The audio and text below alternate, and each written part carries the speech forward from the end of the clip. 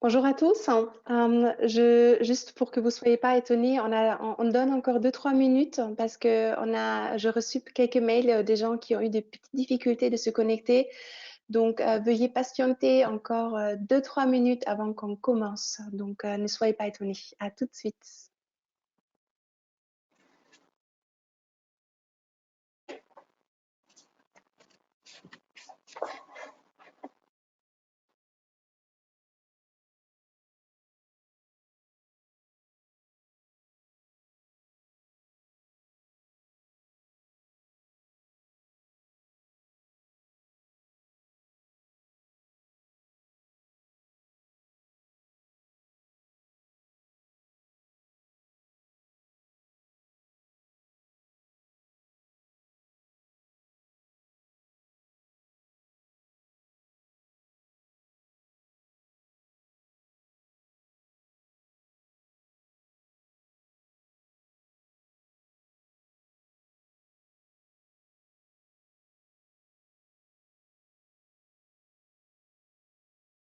Voilà, bonjour. En fait, on laisse les gens doucement mais sûrement arriver.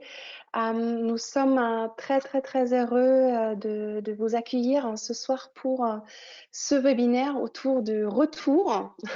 On est très à jour, si je veux dire ça comme ça, par rapport au fait qu'il y avait le discours du gouvernement aujourd'hui à 16 heures. Donc, du coup, les informations, ils sont encore tout chaud. Je tiens à nous présenter, en fait, c'est le service membre de la Chambre franco-allemande de commerce et d'industrie vous accueille. Aujourd'hui, en fait, je tiens à présenter ma collègue, Madame Silke Kunstreich, et moi-même, Tina Beth, qui sommes donc responsables de ce service pour vous fournir aussi des événements intéressants et captivants. Et dans ce sens-là, en fait, on avait le souhait de partager avec vous donc le savoir que nos membres ont, nos membres spécialisés, parce qu'ils ont en fait ces questions à traiter. Bosch, un acteur allemand sur le territoire français depuis de nombreuses années, avec plusieurs usines, avec plusieurs marques aussi, donc aussi plusieurs types de métiers. Donc du coup, nous sommes très très ravis d'accueillir donc aujourd'hui 2 médecins de travail de la société. Ils vont nous expliquer en fait leur rôle, et aussi la société Multivac, qui est donc un leader dans l'emballage, entre autres dans l'agroalimentaire et le médical. Donc, Monsieur Charrois va aussi nous donner ses actions entreprises pour un déconfinement en toute sécurité. Donc, on est vraiment ravis à ce sujet d'avoir ce panel si intéressant. Donc, du coup, je tiens, avant qu'on commence, juste vous présenter peut-être quelques spécificités du tool GoToWebinar. Vous avez la possibilité de lever la main. Donc, du coup, ça veut dire que vous souhaitez poser une question. Vous pouvez le tester si vous avez envie. Je vais après tout de suite tout baisser parce que je pense que vous avez, au cas où vous avez des questions, bien sûr, en fait, je vais vous allumer le ton à tous au cas où vous souhaitez poser des questions avant qu'on commence. Vous pouvez bien entendu donc essayer de lever la main pour signaliser que vous avez une question. Vous avez aussi la possibilité donc de poser des questions dans le chat, donc n'hésitez pas, on va toutes les prendre en compte pour les poser au bon moment, et bien entendu, on aura la possibilité de les montrer aussi. On va passer aux prochaines slides, juste pour que vous voyez avec qui vous parlez. Donc du coup, c'est donc ça, nos speakers de ce jour, Dr Sandra Lefebvre-Florani, qui sera donc, qui donc est spécialiste ensemble avec Dr Patrick Javois, tous les deux médecins de travail chez Bosch France, et Christophe Dorin, directeur général, pardon, président, je suis désolée, président de Multivac France. Donc, du coup, nous sommes vraiment très ravis de vous accueillir. Et donc, qui vous accueille au sein de la Chambre franco-allemande de commerce et d'industrie? Ce serait donc le prochain slide. Vous allez trouver donc nos coordonnées. Donc, moi-même, Tina Veit et Silke Kunstreich. Pourquoi aussi aujourd'hui on est deux? Parce que ça serait Madame Kunstreich qui me remplacera donc les prochains mois. Parce que je continue de vivre le confinement un peu différemment en accueillant un futur franco-allemand. Donc, du coup, tout l'accueil, tous vos concerns, toutes vos idées et besoins seront donc dans la main de Silke Kunstreich qui sera avec plaisir donc à votre écoute. Je propose qu'on démarre. Du coup, on va continuer donc avec une petite sondage pour vous mettre un peu à l'heure dans la sensation.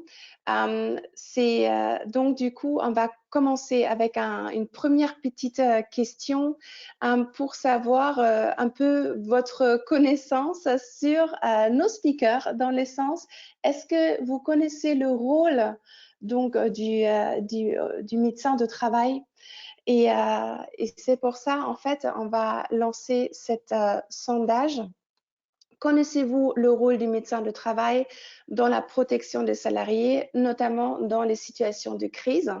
Donc, allez-y, participez, parce que ça donnera aussi une première petite impression aux médecins de travail, donc au docteur Lefebvre et au docteur Javois, pour qu'ils puissent aussi bien vous expliquer ça pour tout de suite au début. Donc, du coup, je pense, on est à 57% des votes. Je vous incite de ne pas hésiter, de voter pour savoir, parce que ça donnera une réponse beaucoup plus claire pour nous. Là, actuellement, on voit déjà une petite tendance. Ce n'est pas clair pour moi et je vous comprends, parce qu'en fait, on connaît normalement le rôle de médecin de travail. Soit ceux qui l'en ont dans leur société, ou soit ceux qui y vont tous les 3 à 5 ans, sauf situation exceptionnelle. Donc, du coup, c'est peut-être notamment dans une situation de crise dans laquelle on est. Je pense que les docteurs Lefebvre et Javois vont nous expliquer exactement leur implication et le fait de pouvoir placer vraiment leur savoir et leurs compétences. Donc, du coup, je pense qu'on peut arrêter le vote pour qu'on voit le résultat.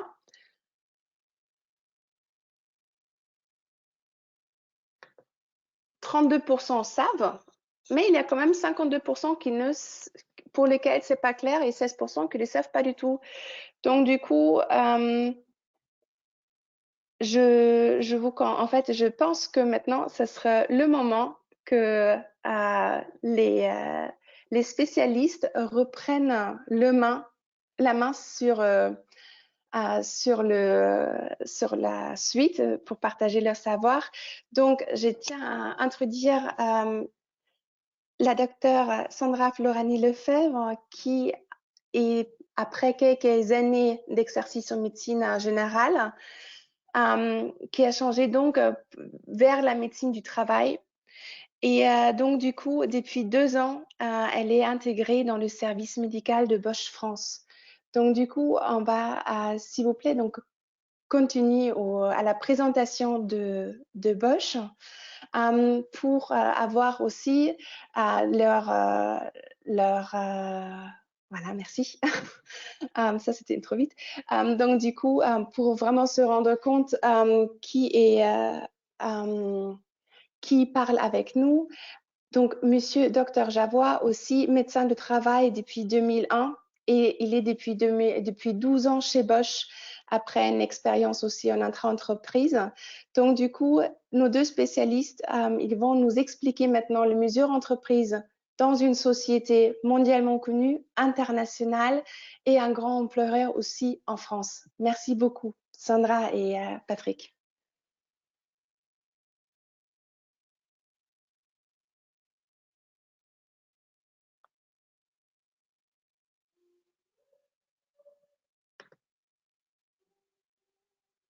Je ne sais pas s'il y a peut-être un petit problème audio.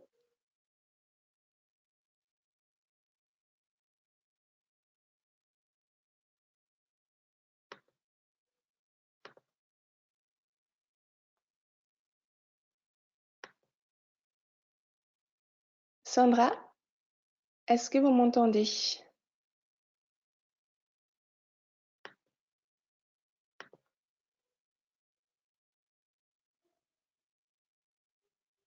J'ai l'impression qu'il y a un petit souci technique.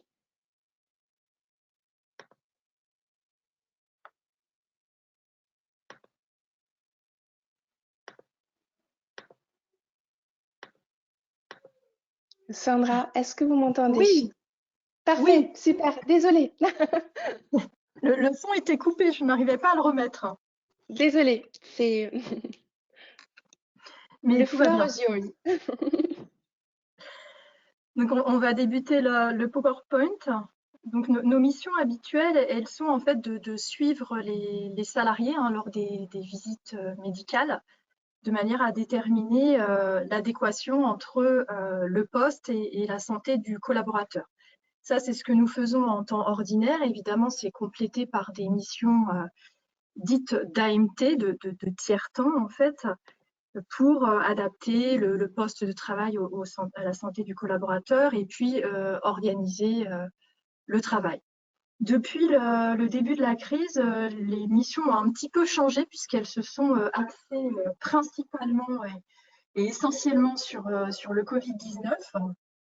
On a plusieurs cellules de crise et puis divers groupes de travail qui se sont mis en place de manière à organiser la reprise du travail de manière harmonisée sur l'ensemble des sites. Donc le service médical, dans ce cadre-là, a permis de définir les conditions sanitaires nécessaires. Il a conseillé et il a collaboré, il continue d'ailleurs à collaborer avec les différents services avec lesquels nous avions l'habitude de travailler, mais de manière un petit peu différente, pour s'assurer que toutes les consignes, toutes les mesures étaient respectées et sont respectées, et également de manière à les réévaluer en fonction de l'évolution de l'épidémie. Puisqu'on sait que le Covid-19 est un virus très récent, donc on en apprend tous les jours sur ce virus et du coup, en fonction de l'évolution de nos connaissances et de l'épidémie elle-même, ça nous permet de déterminer tout cela. Donc, chacun a pris son rôle. Nous avons travaillé donc avec le CODIR qui lui coordonne les actions. Nous avions pour mission, par exemple, de déterminer et de participer à établir une checklist de redémarrage pour les sites, donc les conditions nécessaires au redémarrage en lien avec le service HSE. On a établi divers protocoles comme le port de masque, par exemple, le port de gants, la conduite à tenir en cas de cas suspect. Et puis des questions-réponses à partir de questions qui nous étaient posées par les collaborateurs eux-mêmes, par les managers. On a également défini un lien avec le service FCM qui est en fait un support technique important qui permet de modéliser un peu les organisations en termes de marquage au sol ou autre, et on le verra ultérieurement.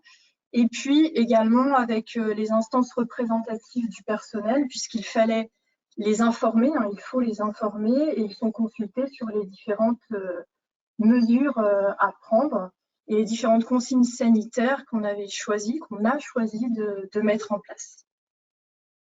On peut passer au slide suivant.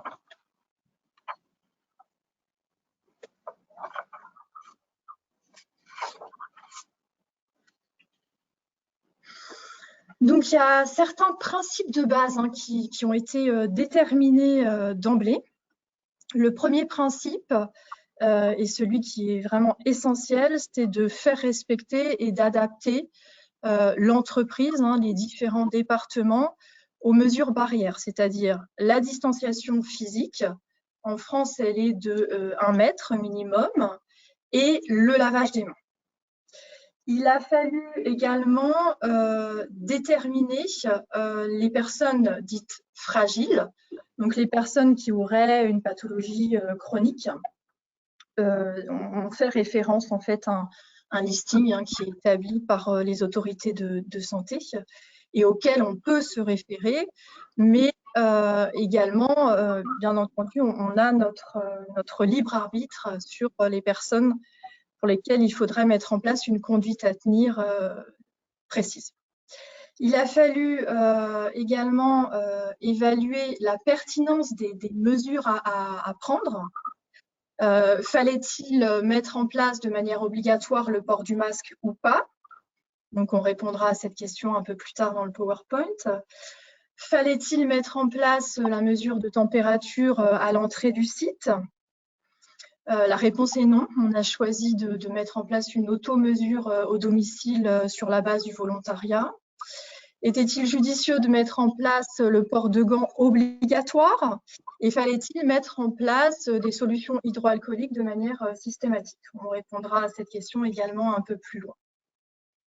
Il a fallu également répondre aux diverses questions, tant au niveau de l'employeur que des collaborateurs, en essayant bien entendu de s'adapter aux différentes données, à l'évolution de notre connaissance sur le virus.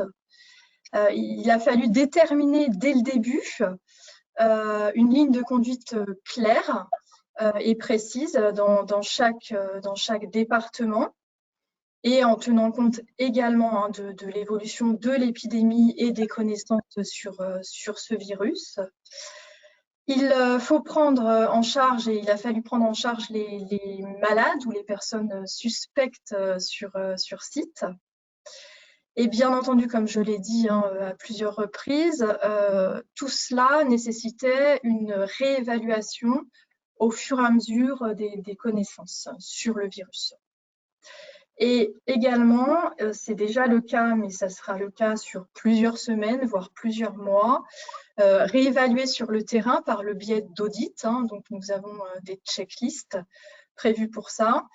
Si toutes les consignes sanitaires données sont bien appliquées, et si elles ne le sont pas correctement, quels sont les biais et quelles sont les choses à mettre en place pour rectifier et faire en sorte que tout soit correctement respecté. On peut passer au slide suivant.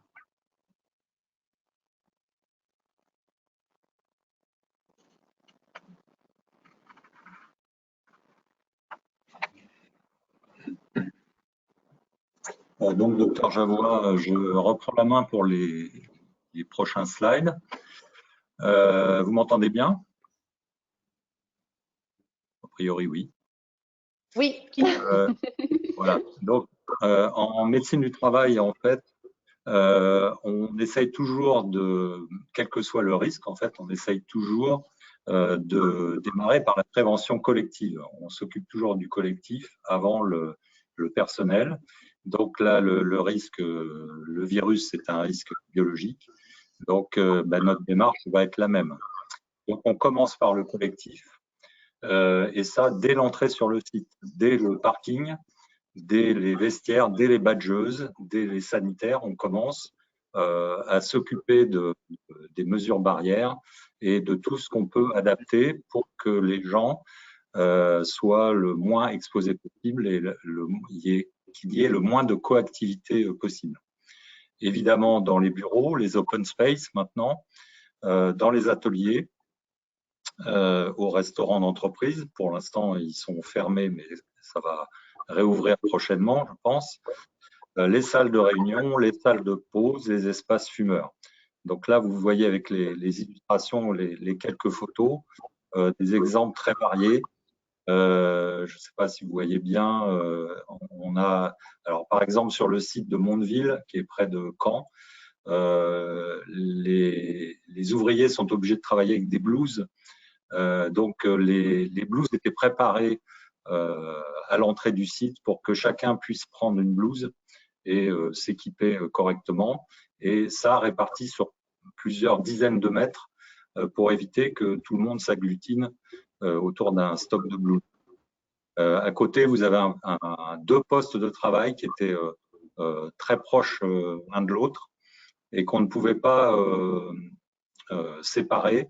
On est obligé de mettre un plexiglas entre ces deux postes pour protéger les ouvriers.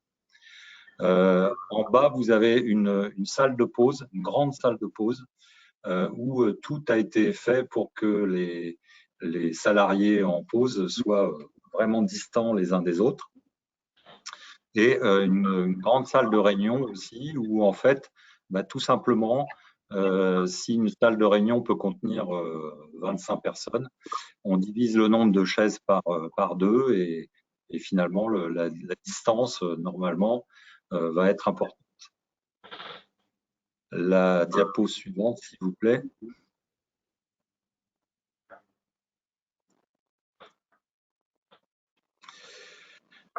Au niveau des ateliers, on voit sur ces photos effectivement qu'il a fallu modifier beaucoup de choses sur les lignes de production. Évidemment, les infrastructures, on ne peut pas tellement les changer. Hein. Quand vous avez une ligne de production qui est établie, on ne peut pas la modifier. Et du coup, là, cette fois, c'est l'homme, c'est l'ouvrier qui est obligé de s'adapter aux nouvelles conditions de travail. Donc, vous voyez qu'on a placé des zones, des zébras, pour éviter que les salariés puissent entrer dans une zone qui n'est pas la leur, et chacun doit rester à son poste de travail. À gauche, sur la photo de gauche, vous avez deux postes encore qui sont contigus, et on a installé une petite cloison en plexiglas entre les deux. Dans des mini-salles de pause, pareil, vous avez des distinctions pour que les gens ne s'assoient pas côte à côte. Et pour chaque salle de réunion, la contenance de la salle est affichée à l'entrée de la salle. La diapo suivante, s'il vous plaît. Donc, pour le collectif, c'est simple. La mesure barrière principale, c'est mettre de la distance. Donc, c'est une règle finalement simple à appliquer, mais encore faut-il s'y préparer à l'avance. Ça a été un gros travail qui a été fait par les équipes hygiène, sécurité, environnement, qui ont beaucoup travaillé pendant que les usines étaient fermées ou en fonctionnement limité, pour permettre une reprise dans des bonnes conditions. Et il faut que les mesures soient simples, parce que il faut que les gens, quand ils vont revenir sur le site, il faut que ça soit compris de tous très rapidement. Il faut que les consignes soient claires et vraiment adaptées pour tout le monde. Donc, vous voyez sur les illustrations, le fléchage, les croix, les zébras, tout ça pour bien visualiser les zones qui peuvent être permises, celles qui sont interdites, et pour mettre de la distance. La diapo suivante, s'il vous plaît. La deuxième mesure phare sur laquelle on insiste particulièrement, c'est l'hygiène, évidemment, l'hygiène des mains.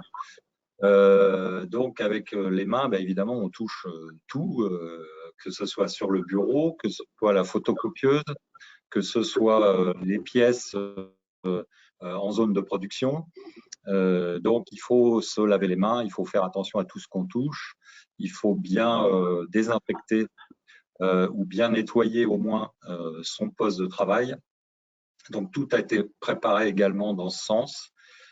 Toutes les photocopieuses collectives ou les imprimantes collectives ont été identifiées et badgées, si je puis dire, pour qu'on pense que tout le monde s'en sert et qu'il faut manipuler avec précaution.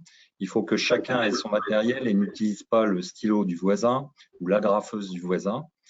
Et sur les plateaux, les open space ou dans l'usine, des postes de désinfection sont installés un petit peu partout. Donc, vous voyez sur une photo, un rouleau d'essuie-tout avec un pulvérisateur de produits antibactériens et virucides.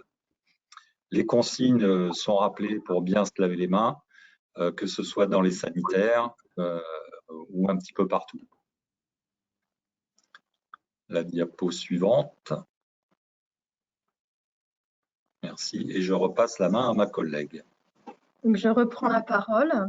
Chaque collaborateur a réceptionné un petit livret dans lequel il y a toutes les consignes sanitaires à respecter.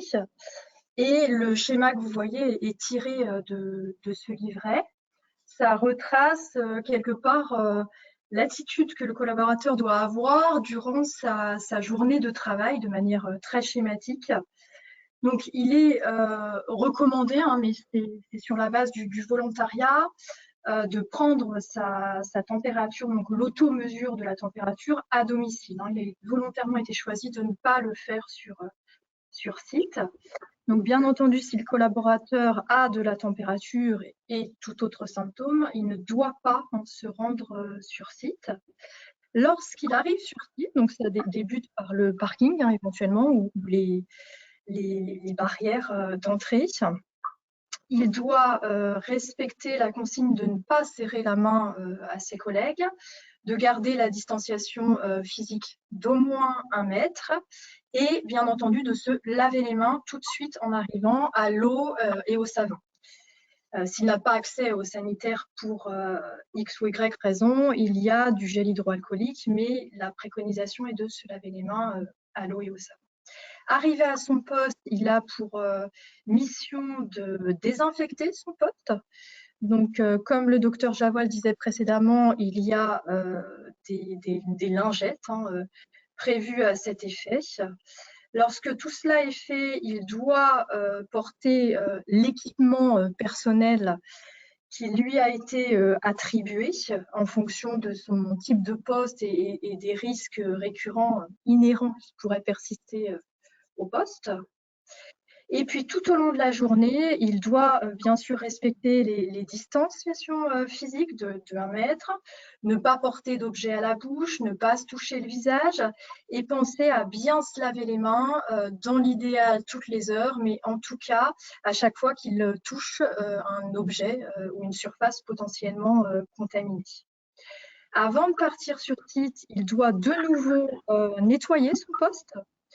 Et bien sûr, il part sans serrer la main à ses collègues, respecter la distanciation physique jusqu'à la sortie de l'entreprise et bien sûr recommander après. Et en arrivant au domicile, il doit de nouveau, il est invité à se laver les mains. On peut passer au slide suivant.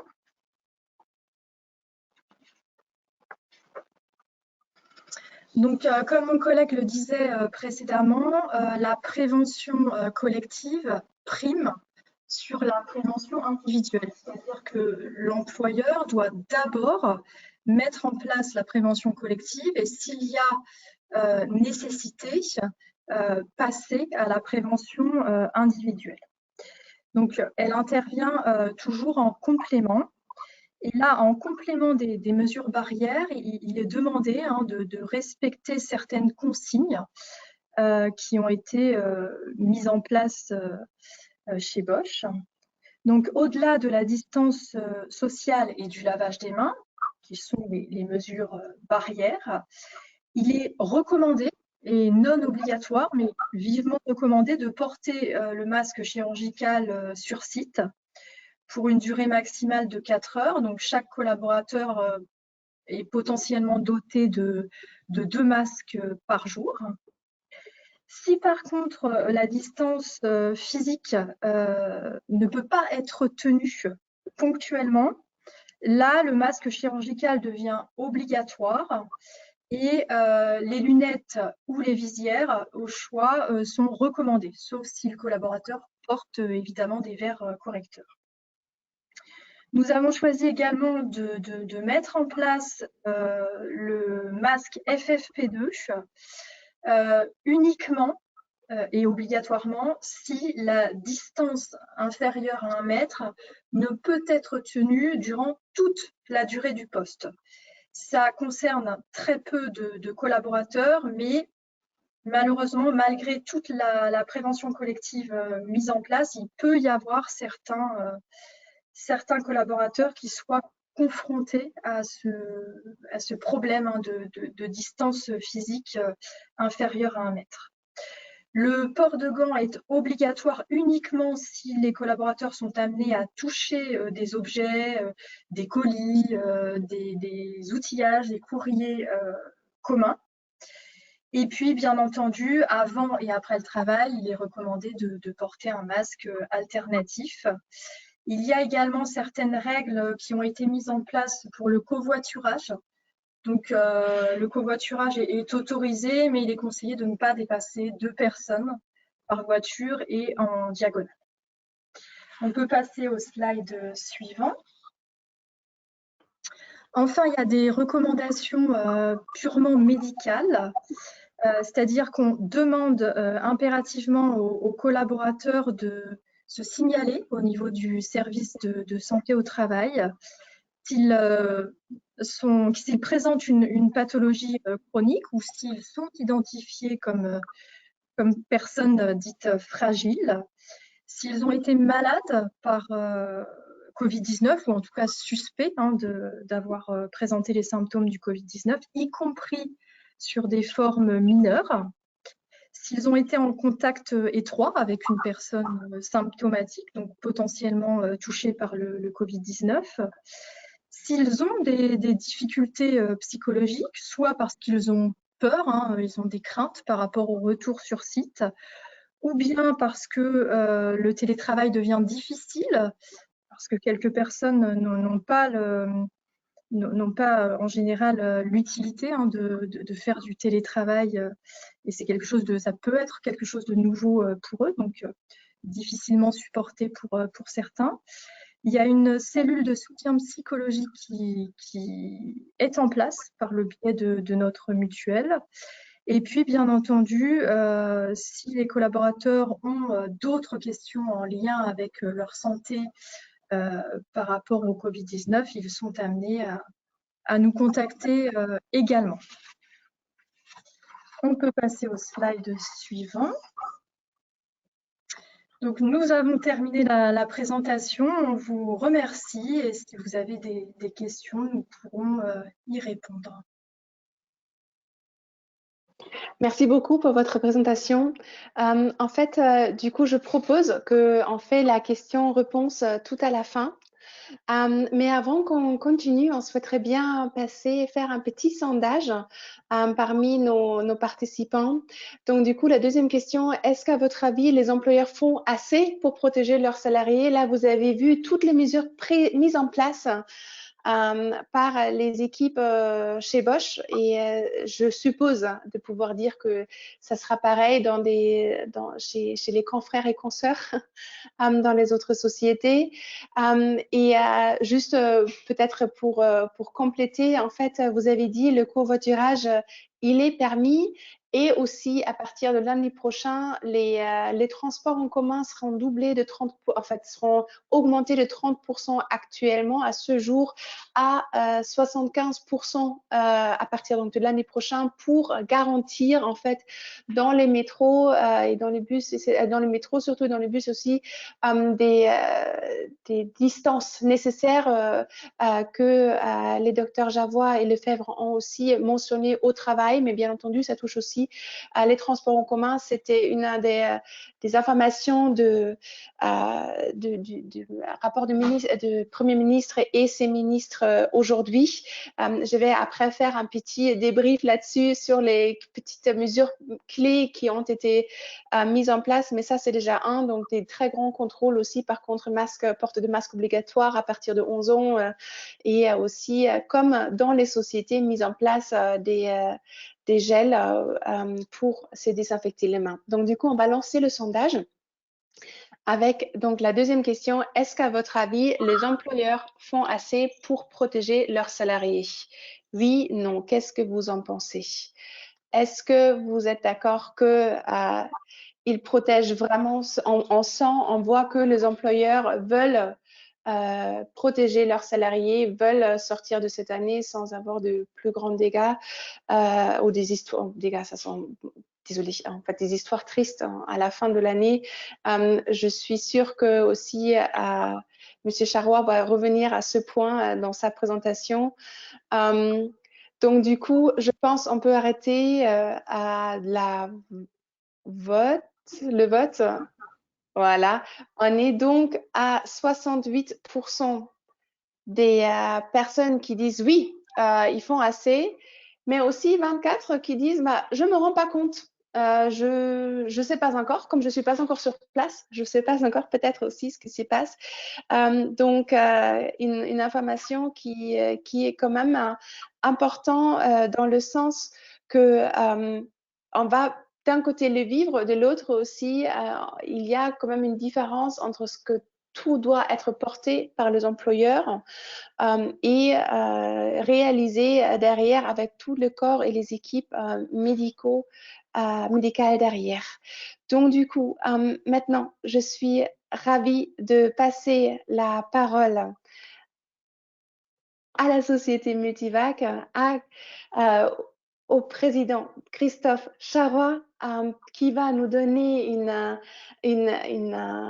son point de vue. Il est né en 61 en France. Il a fait des études d'ingénierie en Allemagne, à Aachen. Et donc, du coup, a fait tout son parcours professionnel en Allemagne, en Suisse et en France.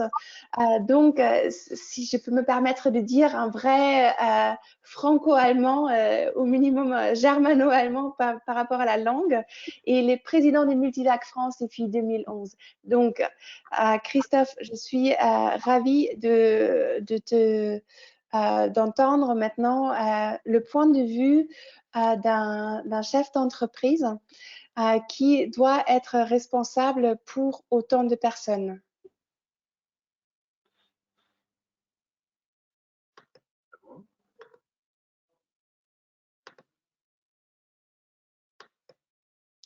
Christophe, est-ce que tu nous entends? Je crois. Le micro est activé, c'est bon? Super, oui, on t'entend. Très bien. Écoutez, c'est grand plaisir que je rejoins ce webinaire. Bon, j'ai été présenté et je pense qu'on va passer au slide suivant tout de suite. Voilà. Nous sommes une PME typique allemande qui fabrique des machines dont vous voyez les résultats et les produits dans tous les supermarchés et dans les hôpitaux, mais vous ne connaissez pas la marque puisque on travaille dans une niche et quelque chose de très spécifique. Et je vais vous expliquer un petit peu ce que c'est et les conséquences dans la situation actuelle.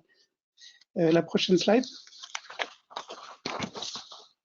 Donc voilà ce que nous faisons. Vous voyez ici une machine assez importante, ce qu'on appelle une ligne de conditionnement.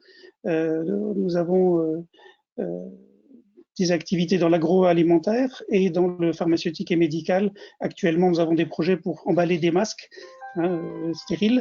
Et si vous voulez, la filiale française, je représente que 125 collaborateurs pour un chiffre d'affaires de 50 millions par rapport à Multivac, le groupe qui fait 1 milliard et qui a 6500 collaborateurs et 85 filiales. Nous sommes présents partout. Et l'agroalimentaire est une activité en ce moment pour nous très forte. Nous n'avons pas d'usine en France, contrairement à Bosch. C'est-à-dire que nous installons ces lignes de machines chez nos clients. Nous sommes très présents sur le terrain. Nous en assurons la maintenance aussi. Et je propose qu'on passe au slide suivant.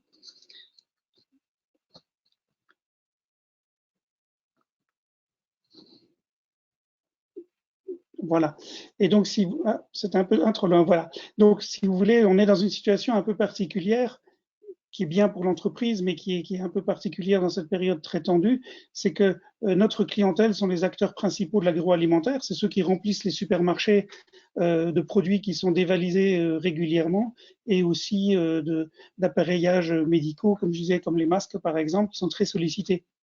Donc notre entreprise doit, malgré un taux d'absentéisme dû aux différentes raisons, garde d'enfants, etc., d'à peu près 5%, ce qui n'est pas beaucoup, mais ce qui en période de tension fait assez mal. Et nos clients tournent à plein régime pour produire. Et donc nous devons mobiliser nos équipes. Et je montrerai un peu plus dans le slide suivant après. L'impact, puisque selon les catégories de personnel, on a été obligé de prendre des mesures très différentes. Alors, par exemple, nos équipes de SAV, c'est une cinquantaine de 65 personnes au total qui sont sur le terrain pour assurer la maintenance et la disponibilité des outils de production alimentaire et médicale. On a à faire une activité commerciale en dents de scie. Certains projets sont repoussés à 2021, d'autres nous sollicitent dans la plus grande urgence pour augmenter leur capacité de production. Et puis, il nous faut assurer la continuité du business, hein, tout en confinant et tout en prenant les mesures pour ceux qui sont pas indispensables. Néanmoins, on sera impacté comme tout le monde, mais notre baisse de chiffre d'affaires sera pas très grande, mais on vit une période assez tourmentée comme tout le monde. Ce que je peux dire aussi, une société comme nous de 130 personnes, on n'a malheureusement pas de médecins du travail attitrés qui peuvent utiliser tout leur temps pour nous, toute leur capacité. Donc, on s'appuie sur une responsable QHSE extrêmement efficace et très sollicitée en ce moment, et le service RH pour suivre de près les décrets, les textes et toutes les bonnes pratiques pour mettre en place et nous procurer tout le matériel nécessaire pour assurer la sécurité des différentes catégories personnelles. Donc, j'y viens maintenant dans le prochain slide. Donc, pour assurer la pérennité du business, et en fait, notre activité est très forte, c'est-à-dire que la direction, on est au siège quasiment tous les jours pour prendre les mesures au fur et à mesure de l'évolution de la crise, mais aussi des textes, des décrets et de la situation pour prendre les bonnes orientations. Notre service après-vente et nos techniciens, eux, ils sont en clientèle tous les jours, donc avec toutes les mesures de protection dédiées pour aller en clientèle. Les gens du siège, le bureau d'études, les achats, les services administratifs, eux sont tous en télétravail, j'y reviendrai un petit peu après. Les commerciaux sont aussi sur le terrain, mais beaucoup en télétravail, donc c'est un petit peu différent. Et puis la logistique, pièces de rechange, c'est une activité atelier, une activité de stockage qui, elle, continue avec toutes les mesures de protection dédiées. Et puis notre service formation, lui, il est à l'arrêt puisqu'il n'y a plus personne qui vient se faire former. Donc on a muté dans des formations en visioconférence, en télétravail, ce qui est tout à fait nouveau. Et donc on a affaire en fait dans une petite entreprise, certes 130 personnes seulement, mais à une gestion extrêmement différenciée selon les catégories pour assurer une continuité de l'activité. Dans le prochain slide. Donc là aussi, effectivement, il faut travailler de façon extrêmement proche avec les élus. Donc on vit de réunions extraordinaires du CSE pour les informer et consulter à très court terme, quelquefois, pour quelles sont les nouvelles évolutions. Donc on a profité pour remettre à jour le document unique. On a revu aussi le programme d'évaluation des risques professionnels avec un nouveau chapitre dédié aux risques de contamination bactérienne ou virale, avec toutes les mesures, un peu comme on a vu tout à l'heure, qui découlent de ces plans d'action immédiats. Le service achat a fait des miracles pour procurer les produits nécessaires pour assurer la sécurité. Et puis on a créé aussi par notre service QHSE, des petits bulletins d'information pour ceux qui se retrouvent en télétravail et qui n'ont jamais fait avant, pour garder le lien et ensuite pour aussi garder comment dire, faire passer des messages importants de sécurité et de prévention. Dans les 2 slides qui suivent, je vous montre des exemples. C'est juste la première page de ces flashs, de ces newsletters. On va prendre le prochain slide. Voilà, par exemple, télétravailler à l'aise. Donc voilà, qu'est-ce qu'il faut faire si on est chez soi? Alors là, c'est juste la première page, il y a plusieurs pages derrière. Ensuite, les activités à faire en confinement pour la santé. Ou alors les prochaines pages. La prochaine page. Voilà, par exemple, je ne suis pas en télétravail, comment je dois me protéger? Ou alors le lavage des mains. Voilà, tout ça sont des thèmes et je pense que d'envoyer un de ces messages toutes les semaines qui sont des thèmes très importants, très actuels, mais aussi formulés de façon positive, entretiennent aussi, participent à l'entretien de la relation, que les gens ne sont pas abandonnés. Et aussi, on a vu sur les plateformes de l'entreprise, comme Microsoft Teams, que une nouvelle communication qui n'existait pas avant, puisque tout le monde se rencontrait, qui est née de s'envoyer des messages le matin, bonjour, voilà, il va faire beau, j'ai vu une vidéo, j'ai vu ceci, etc. Et ça contribue aussi à éviter l'isolation et à garder une certaine continuité dans l'activité. Voilà. Le prochain slide voilà, nous va montrer que aussi il faut accompagner toute cette crise de différentes mesures. Donc, on n'avait pas de télétravail en place, ça n'existait pas, donc on a dû créer une charte, une charte avec le CSE, une charte temporaire qu'on a fait de façon très pragmatique et rapide jusqu'à la fin de l'année, ce qui nous permettra d'avoir un retour d'expérience mais vécu pour refaire une charte définitive plus tard. Et puis, on a eu aussi un accord pour anticiper la prise de tous les RTT et une partie des CP pour éviter l'activité partielle, ce qu'on a réussi. Et à la fin du jour, je veux dire, on peut quand même dire qu'en 48 heures, on a réussi à mettre en place le télétravail, alors que s'il avait fallu prendre les canaux normaux, on aurait peut-être mis, je sais pas, je dis 9 mois, 6 mois, 12 mois de négociations et de palabres. Et la flexibilité de tous et des élus a contribué, voilà, à résoudre rapidement ce thème pour avoir un cadre juridique, un cadre réglementaire interne pour cette activité. Voilà, le prochain slide.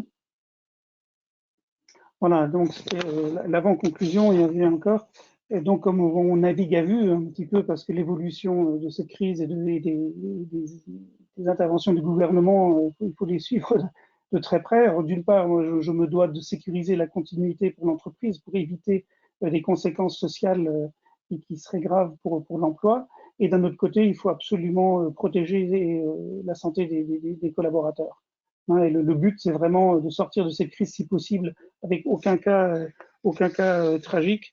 Et notre actionnaire, la maison mère, nous suit aussi dans cette politique, ce qui est extrêmement important.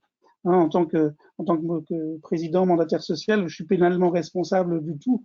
Il y a une responsabilité pénale, évidemment, mais il y a aussi surtout une responsabilité morale qui fait qu'il faut qu'on sorte de cette crise avec tous sains et saufs. Et puis le dernier slide, ça va être la politique un peu de déconfinement. On a, je vais le faire oralement. La politique de déconfinement, et en fait, on a trouvé un modus vivendi finalement où l'activité de l'entreprise fonctionne bien. Nos clients sont extrêmement satisfaits de nous savoir à leur côté pour assurer la production d'aliments et de produits pour la population. Et donc, on a décidé de continuer cette activité telle qu'on l'a actuellement avec le télétravail jusqu'au 2 juin. Et avec jusqu'au 2 juin, ça va nous laisser le temps de définir le retour au bureau par étapes, par plage horaire et par autres mesures, et un approvisionnement sûr en masques qui est en cours et tout ce qu'il faudra pour mettre en place. Ouais. Et puis, je pense qu'on en tirera aussi un grand nombre d'expériences pour le futur. Les premières, c'est sûr que nos stocks tampons, sécurité en produits étaient beaucoup trop peu. Je pense aussi non seulement le gel et les masques, mais aussi je pense que pour le télétravail, il y a deux aspects intéressants. Le premier, c'est qu'on n'avait pas assez de cartouches à encre et de papier à photocopier en réserve. Donc, quand tout le monde est parti avec son écran, son clavier, sa souris et son imprimante, il nous a fallu 3-4 jours pour réapprovisionner tous les télétravailleurs en équipement de base et en consommables. Et puis, une fois que c'était fait, on a découvert avec horreur que le groupe, on est 6000 personnes dans le monde avec les différents fuseaux horaires et qu'il n'y avait que 300 accès VPN ou Citrix, donc les accès sécurisés à Internet qui permettent aux gens de travailler hein, sur les réseaux et sur nos outils, enfin sur les SAP et d'autres. Et donc, eh bien, il a fallu d'urgence établir des plages horaires, qui doit travailler sur quel programme, de quelle heure à quelle heure, ce qui était naturellement totalement contradictoire avec un maintien de l'activité. Et par chance, le groupe a en 10 jours pu mettre au lieu de 300, 4000 accès sécurisés VPN à disposition, si bien que les freins informatiques n'en ont plus été après 10 jours et qu'on a mis les bases en fait d'une société, d'un groupe quasiment télétravaillant planétaire en l'espace de 15 jours, ce qui est quand même un sacré challenge, mais qui a été possible par les impératifs de la crise et je crois aussi beaucoup de bonne volonté et de tous les côtés. Voilà un peu le retour de l'expérience encore dans le vif dont je tenais à vous faire part. Merci beaucoup, Christophe. En fait, on sent que tous les défis que vous avez rencontrés on surmonte en fait, on monte tout le jour en expérience avec ces défis, mais c'est quand même impressionnant ce qui était mis en place, ce qui a dû être mis en place par les sociétés les derniers 50 jours. Je suis sûre que vous n'êtes pas la seule société qui était devant ces grands défis, en fait, mettre tout le monde en télétravail, avoir tous les outils pour, avoir tous les accès. C'est quand même un très grand challenge que beaucoup de gens ont vécu. Et aussi, bien entendu, je suppose aussi les employés, en fait, de l'autre côté, de s'organiser à la maison pour être capable de travailler, quitte à ce qu'ils ont un espace pour se retirer pour travailler, etc. Donc, ça, c'est pas aussi facile, surtout dans les espaces assez restreints sur Paris, si je veux dire ça comme ça, qui ont certainement pas toujours facilité la chose. Donc, du coup, en fait, on voit de quoi, je pense, on est tous capables et les leçons tirées de ça sont certainement aussi très bien à prendre. Moi, je tiens juste avant qu'on passe à la sondage, juste faire un tout petit rassemblement des informations qui sont tout chaudes de cet après-midi de 16h30 à la fin de notre Premier ministre, parce que je tiens à ce moment-là de remercier à Mariam, une de nos collègues de service membre qui a suivi donc pour pouvoir nous donner à chaud les informations. Donc du coup, un tout petit débrief rapidement.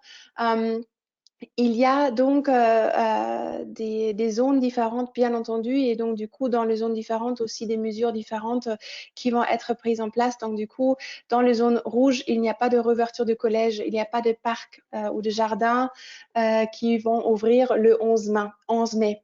Donc du coup, c'est pas pour toute la France, donc ça concerne vraiment les zones rouges. Il n'y aura pas dans toute la France un confinement obligatoire pour des personnes vulnérables. Donc du coup, on compte sur la responsabilité de chacun. En Île-de-France, les déconfinements, il faut y penser que le virus il est encore en circulation. Donc du coup, concernant les échanges, etc., c'est vraiment la discipline qui est à l'ordre du jour. Et les respects de règles sanitaires qui sont mises en place dans les sociétés, mais qui doivent être mises en place aussi dans la vie privée.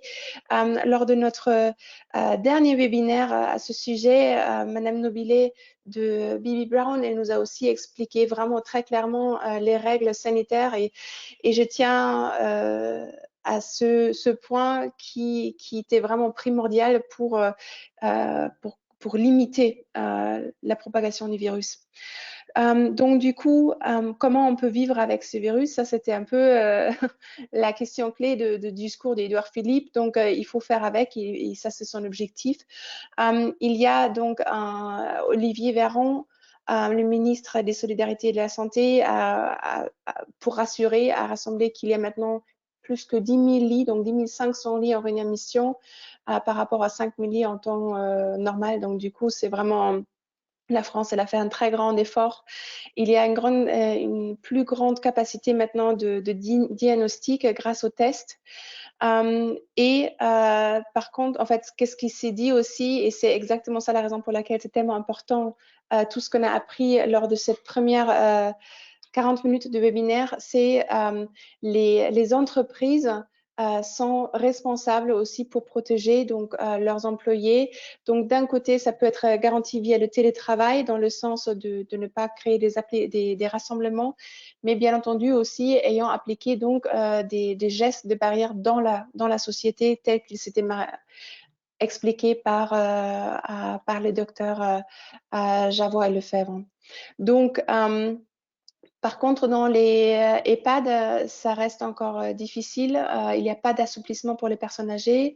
Et par contre, pour les personnes travaillant dans les EHPAD, il y a des primes supplémentaires. Donc, du coup, pour les encourager de continuer leur travail. Par rapport à l'école, le ministre de l'Éducation nationale, Jean-Michel Blanquer, a expliqué que tous les professeurs des écoles rentreront le 11 mai.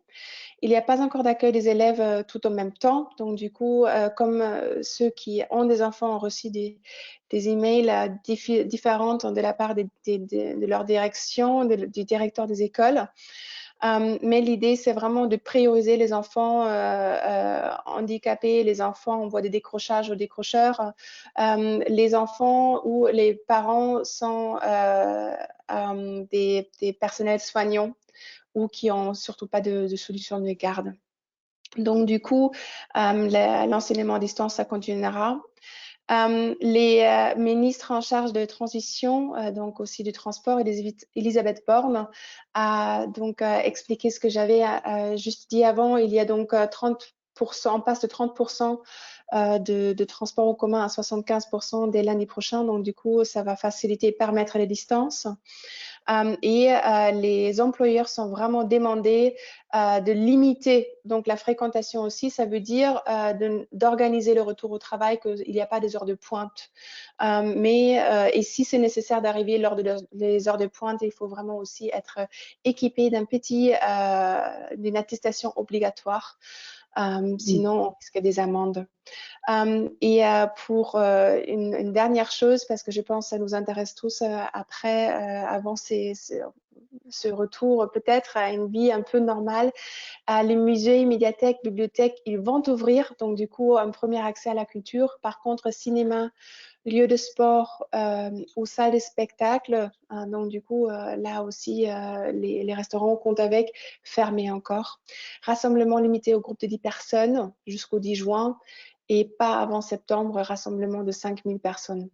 Les plages, c'est pas encore sûr, c'est une question des préfets et une question du franco-allemand qui est important pour nous.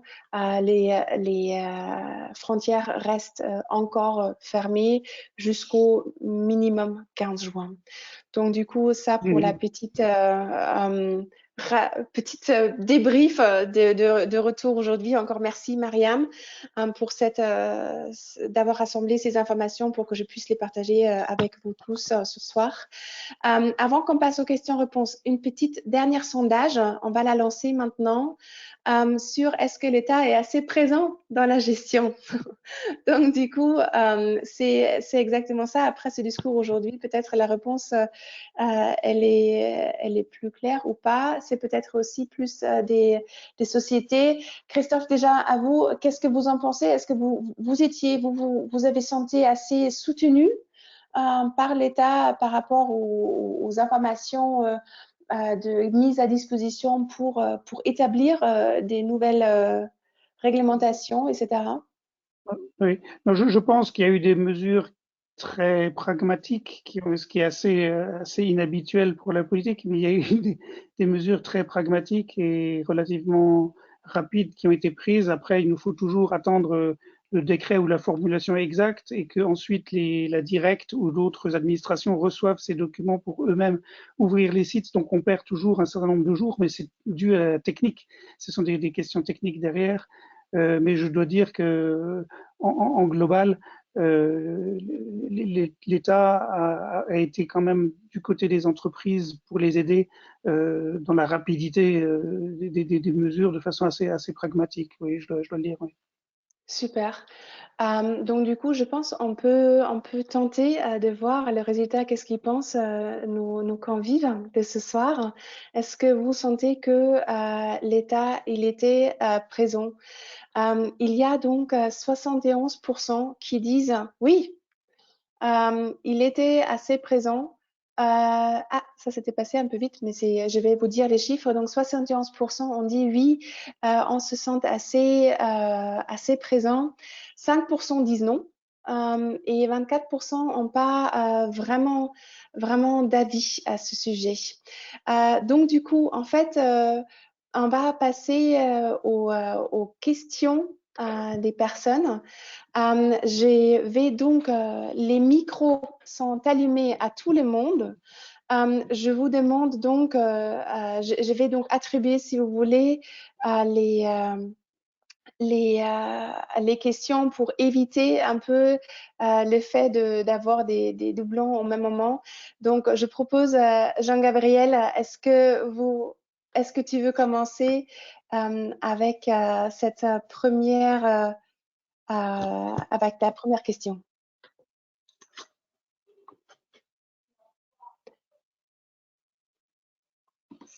Jean-Gabriel, ça va?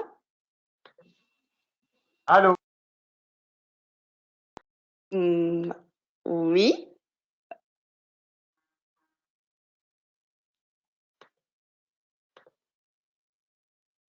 Ok. Est-ce que Jean-Gabriel, il faut activer, je vais activer comme ça, le micro comme ça. C'est bon?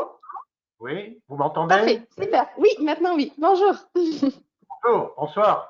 Ben, je voulais simplement poser une question rapide, mais je ne sais pas si on aura le temps. C'est à nos interlocuteurs et nos intervenants.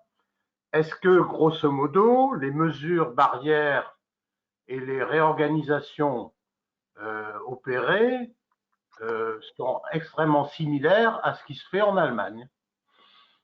Très Notamment, bonne question. Pardon. C'est une très bonne question, je trouve. Et là, par exemple, je crois que nos trois intervenants peuvent répondre, puisqu'ils travaillent soit chez Bosch France, soit chez Multivac. Donc, D'accord. Qui veut prendre? Christophe, est-ce que tu veux répondre à cette question? Je veux bien, puisque je suis en relation directe tous les quelques jours avec nos usines en Allemagne, et ce sont des mesures vraiment très similaires. Les ateliers où il y avait du monde pour le montage, fabrication, qui étaient en 1/8 sont passés en 2/8. Les bureaux d'études, ce sont par un tiers de personnes, les autres en télétravail de façon toutes les 3 semaines à tourner pour avoir des distances réglementaires, etc. Et je crois qu'ils ont mis en place aussi très rapidement toute une batterie de mesures, comme on vient de voir chez Bosch, de façon très pragmatique. Et c'est quelque chose de totalement nouveau qui avait jamais été fait. Et ça porte ses fruits, je peux dire. Sandra, Patrick, est-ce que vous avez des informations là-dessus? Est-ce que vous avez échangé avec vos confrères, si je veux dire ça, vos consoeurs en Allemagne?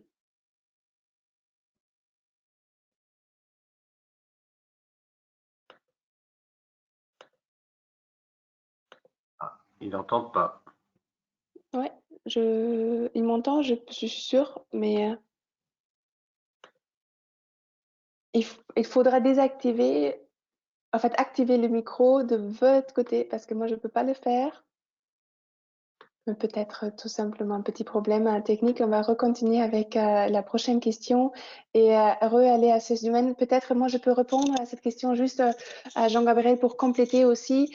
Vu le webinaire qu'on avait la semaine dernière, il y a aussi Christophe Thorin dans la salle qui pourra peut-être aussi répondre à cette question, directeur général de VEPA. Il y avait un grand échange en fait international à cette question et qui a donc vraiment aidé de créer des liens et d'échanger comment faites-vous, comment est-ce qu'on peut organiser la livraison, la logistique, etc. Donc du coup, à ma connaissance, il y avait vraiment en fait un échange à ce domaine-là. Christophe, est-ce que j'ai allumé votre micro? Est-ce que je pourrais juste vous demander de peut-être aussi reprendre cette question, comme vous avez vécu ça dans VEPA? Est-ce qu'il y avait un échange entre la France et l'Allemagne pour les best practices de déconfinement? Oui, bonjour à tous. On a des échanges réguliers entre l'Allemagne, mais également avec les autres pays, hein, l'Angleterre, l'Italie et la Pologne. Et oui, bien sûr, on partage. En tout début de crise, il y a bien sûr même de l'aide de l'Allemagne pour nous fournir des masques. Donc ça, c'est plutôt très positif. Et bien entendu, il y a eu des flux réguliers entre l'Allemagne et la France pour soutenir les marchés dans les deux sens du reste. Donc voilà. Voilà, donc c'est ce que l'on fait. C'est sûr que l'Allemagne voit la crise de façon très différente de la France, parce que c'est presque un épiphénomène vu d'Allemagne, alors qu'en France, la proportion, la taille de la crise est très importante. Donc on était sur une compréhension et sur une sensibilité qui est quand même très différente. Et il y a certaines choses qu'on faisait en France qu'il a fallu expliquer à nos collègues allemands parce qu'ils n'étaient pas toujours conscients de l'importance. Et par exemple, un sujet comme la prime Covid, hein, c'est quelque chose qui n'était pas d'actualité en Allemagne. Et nous, on expliquait, oui, mais il y a des gens qui viennent travailler et qui ont peur de venir travailler sur des sites. Ça a du sens quand même de valoriser ceux qui font cet effort-là. Voilà, c'est ce type de discussion qu'on a eu aussi pour expliquer la différence et également pour permettre à nos usines de fonctionner. Hein. Merci beaucoup. Moi, j'ai aussi une question qui est arrivée par le chat pour la clarification et je pense que c'est une question qui s'adresse au Dr Lefebvre et au Dr Javois. Qu'est-ce qui est prévu pour l'accueil des visiteurs et la réception des colis? Est-ce que vous pouviez préciser ce point-là, s'il vous plaît?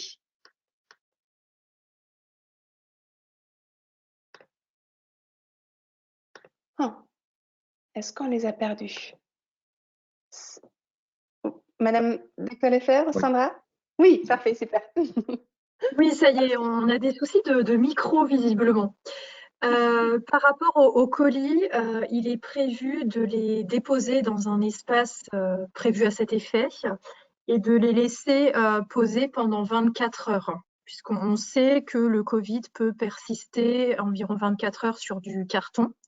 Donc, on a choisi cette technique tout en sachant que les collaborateurs qui sont amenés à gérer ces colis, ces cartons, portent des gants et ont reçu les consignes pour retirer et mettre correctement les gants et se laver les mains à l'issue de cela. D'accord, merci beaucoup.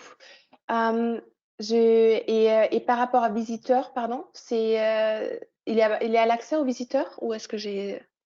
Alors, pour l'instant, on n'a pas encore l'accès aux visiteurs, mais nous avons mis en place un protocole qui permettra de questionner très brièvement, rapidement les visiteurs pour savoir s'ils ont été en contact avec des personnes Covid-19, si eux-mêmes présentent des symptômes, s'ils ont fait de la fièvre. Et on leur remettra un masque et chaque visiteur aura les consignes sanitaires entre les mains et devra les respecter strictement. D'accord, ok. Je passe la parole à Guillaume qui avait aussi une question à ce sujet. Guillaume Ouvrieux, merci. Oui, bonsoir. Guillaume Ouvrieux de Neumayer. Je voulais savoir pour des sites qui ont été fermés pendant la durée du confinement, est-ce qu'on doit procéder, est-ce que vous avez des cas dans vos unités respectives, est-ce qu'il faut procéder à une désinfection des locaux avant le retour des salariés?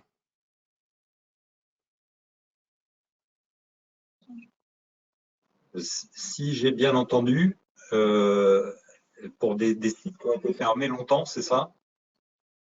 Oui, c'est ça. Oui, des sites fermés pendant plusieurs semaines. Non, il n'y a pas de raison de désinfecter. Il faut, à mon avis, faire un simple nettoyage comme il doit être fait habituellement. Mais le virus ne peut pas vivre éternellement sur des surfaces de travail. Donc, si ça a été fermé plusieurs jours, il n'y a pas de raison qu'il y ait du virus vivant déposé sur les surfaces. D'accord. C'était aussi en termes de considération d'obligation légale éventuelle, hein, évidemment. Non, ça me paraît insensé, mais la logique et l'administratif sont parfois pas toujours alignés. C'est vrai. Merci beaucoup, monsieur. Il y a aussi une autre question par rapport à la confidentialité médicale. Normalement, c'était conseillé de dire est-ce que si on était touché personnellement ou dans la famille ou dans l'entourage par les Covid-19 après le déconfinement, est-ce qu'il y a donc du coup des questions de confidentialité médicale ou est-ce que vous, dans ces cas-là, vous pouvez donner les ordres ou comment est-ce qu'il faut s'imaginer le parcours dans ces cas-là? Qui donne l'ordre de rester à la maison, si je veux dire ça comme ça? En fait, comme je le précisais dans le PowerPoint, chaque collaborateur doit prendre contact avec le service de santé au travail s'il a eu des signes qui pourraient être en lien avec le Covid-19 ou s'il a une personne dans son entourage qui a présenté des symptômes. À ce moment-là, le collaborateur doit se tourner vers nous. Nous sommes soumis au secret médical et le Covid-19 n'est pas une pathologie à déclaration obligatoire. Donc, il n'y a pas de levée du secret médical. Et grâce à cela, en connaissance de cause, on avertit l'employeur sans donner de motif de la conduite à tenir. D'accord. C'est pareil d'ailleurs pour les personnes fragiles. On donne finalement une liste de personnes fragiles, mais sans donner les pathologies. Donc, on respecte le secret médical. Après, c'est vrai quelque part, on est quand même obligé de donner des noms. Ou au moins s'arranger pour que ce soit le salarié ou le patient qu'il fasse de lui-même. En tout cas, ils nous posent la question à nous directement et on leur répond. Et ils peuvent se déclarer comme étant fragiles une fois avis pris auprès du médecin. D'accord. Une autre question qui arrive par les chats, Christophe, pour toi. Comment est-ce que une fois les déconfinements terminés et un peu un retour à la normalité, est-ce que vous gardez le télétravail? Est-ce que vous avez de bonnes expériences à ce sujet ou est-ce que vous dites non, maintenant, vivement la normalité et on va se retrouver au travail? C'est effectivement une des grandes conséquences de ce qu'on a dû mettre en place par la force des choses auxquelles on réfléchissait les dernières années. Mais il est vrai qu'il y a des avantages et des inconvénients, mais ça va nous amener avec les élus dans le cadre de la négociation d'une charte télétravail qui verra le jour après la crise au début de l'année prochaine, de réfléchir vraiment pour quel poste, pour quel type de métier et à quelle fréquence le télétravail peut avoir des avantages ou peut être profitable. J'ai eu le cas de plusieurs personnes qui avaient beaucoup de temps de trajet par jour dans les bouchons en région parisienne et qui découvraient une nouvelle qualité au travail, de dire qu'ils se sentaient beaucoup plus efficients et vu que leur poste particulier n'a pas besoin de grandes interactions, ce sont des choses où on pourra vraiment y réfléchir, de se dire voilà, peut-être 1 ou 2 journées par semaine, mais bon, ça restera de notre ressort bien sûr, mais je pense qu'effectivement, ce qui est sûr, c'est qu'on fera plus de télétravail après cette crise qu'avant, ça c'est clair. D'accord. C'était une réponse très claire et je pense que vous n'êtes pas le seul qui vit cela. En fait, il y a beaucoup d'employeurs qui se posent exactement cette question. Est-ce que c'est peut-être pas même pour quelques personnes plus efficaces de rester en télétravail? Peter Burstedt, tu as eu aussi une question à poser. Je vais ouvrir le micro. Oui, merci Tina. Bonsoir. C'est une question à Bosch.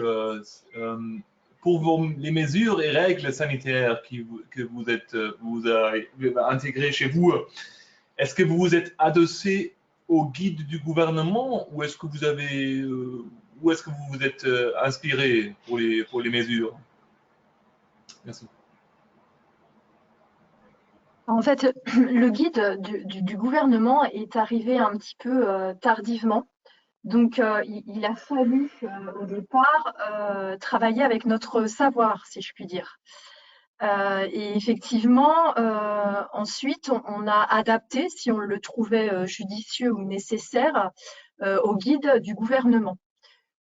On est, en concernant nos mesures, hein, nos consignes sanitaires, en général, nous sommes au-dessus des recommandations. Donc, on s'est aligné sur le minimum, mais on a malgré tout déterminé certaines règles qui sont au-delà des recommandations du gouvernement, notamment en termes de protection individuelle. On a d'ailleurs eu la satisfaction de s'apercevoir, quand on a reçu les consignes du gouvernement, qu'on avait à peu près bien fait le travail et bien avant eux. Bah, bravo. C'est très rassurant. Il y a encore aussi une multitude de questions. Je propose, en fait, il y a beaucoup de gens qui les ont posées dans les chats. Je tiens juste à donner entre-temps des petits retours.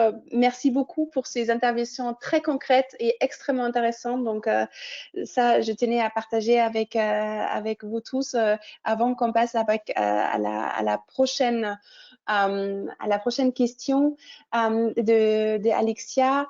La question est donc, est-ce que, mais je pense que vous l'avez précisé déjà pendant la présentation, mais est-ce que vous avez fourni des livrets de gestes barrières aux entreprises à donner aux employés? La question s'adresse aux médecins. Je vous pose. Oui, pardon, excusez-moi. Oui, tout à fait. Oui, bien sûr. Oui. Oui, on a fait des livrets avec les gestes barrières, avec les consignes sanitaires, qu'elles soient en termes de prévention collective ou de prévention individuelle. Et tout cela a été remis aux collaborateurs. C'était une condition essentielle pour un retour sur site. C'est-à-dire que tant qu'ils n'avaient pas validé la lecture de ce petit livret, ils ne pouvaient pas ou ils ne peuvent pas accéder au site. Et puis, bien sûr, sur le site, comme on l'a précisé hein, dans le PowerPoint, il y a des affichages un peu partout au sein des départements et aussi et surtout à l'entrée du site par rapport aux différentes consignes. D'accord. Et Christophe, vous avez donc envoyé déjà des newsletters, c'était des infos flash, je suppose, où vous avez informé vos employés. Est-ce qu'il y a aussi prévu une sorte de livret ou autre chose? Et pour l'instant, on n'est pas encore dans l'état de retour sur le site, mais il est certain qu'on a tenu compte de toutes les situations pour, au travers de ces documents, donner toutes les consignes possibles. Et maintenant, c'est même documenté dans le document unique et dans les risques, de prévention des risques professionnels qui font partie des documents, je dirais, opposables. Et ensuite, ça passera par les chefs de service de veiller à la bonne application de tout ce que l'on met en place. Effectivement, oui, il faut, c'est nécessaire. Quand on parlait de la responsabilité de l'employeur, oui, il faut faire ce genre de choses pour pouvoir non seulement assurer la sécurité, mais aussi prouver qu'on l'a fait. Superbe. Sabine, Sabine Eknirim, vous avez posé une question et je propose que vous la posez vous-même parce que ça sera plus clair, à mon avis.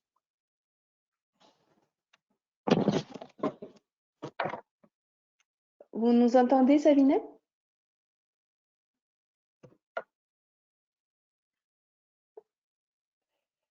Donc, je vais peut-être essayer de la reprendre ou vous pouvez parler? On vous entend. Donc, du coup, en fait, c'était une question par rapport au risque prud'homal à anticiper ou évaluer. Je voulais juste quelques petites précisions à cette question. Je suis pas sûre si les médecins de travail ou donc Sandra, Patrick ou Christophe, quelqu'un il a une réponse à cette question?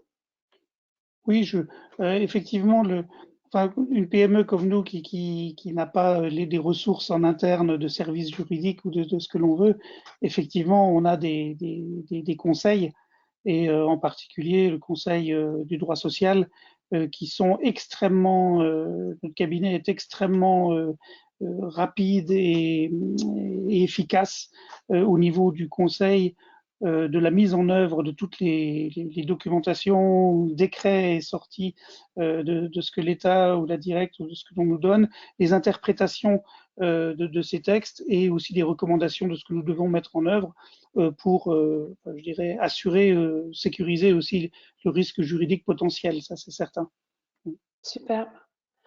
Donc, du coup, est-ce que s'il y a encore des questions dans le public, je pense on les a tous répondues maintenant. S'il y a encore le souhait d'intervenir ou de poser une question, ce sera maintenant.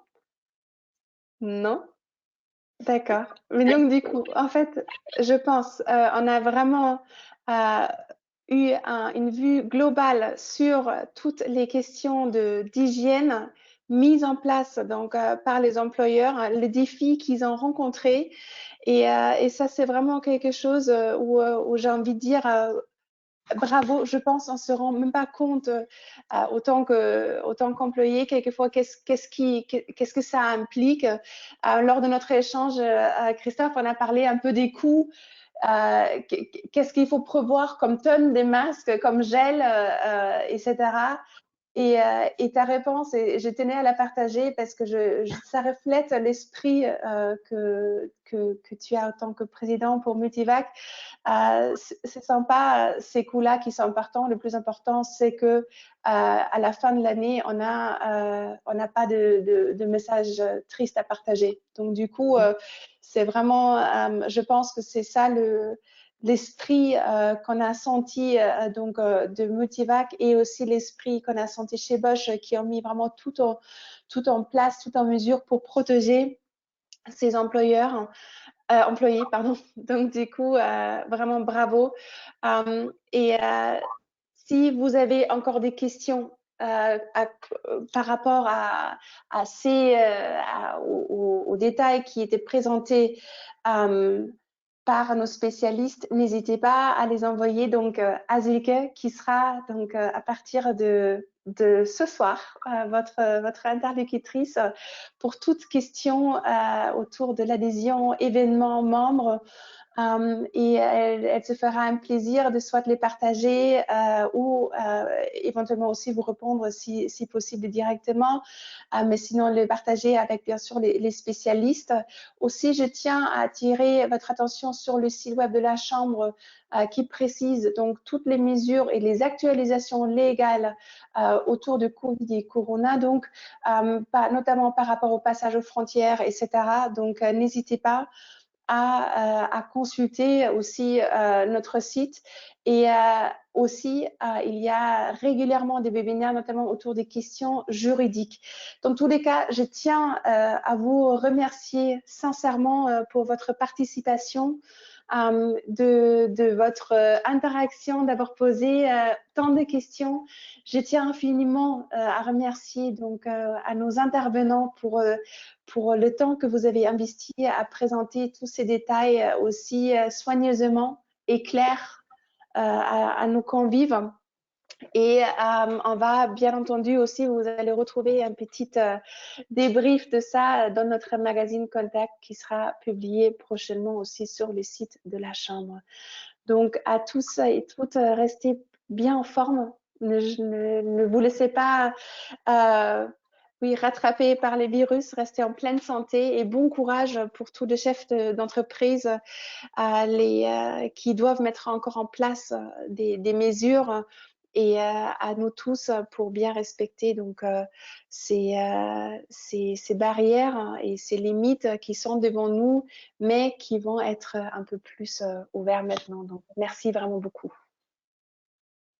Merci, Tina. À vous. Avec plaisir. Merci. Merci beaucoup. Merci. Merci à tous.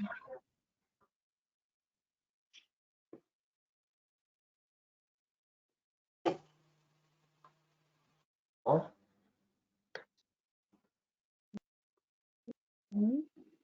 Einen schönen Abend noch. Ja, danke, gleichfalls. Einen schönen Abend. Tschüss. Tschüss. Bleibt gesund. Ebenfalls.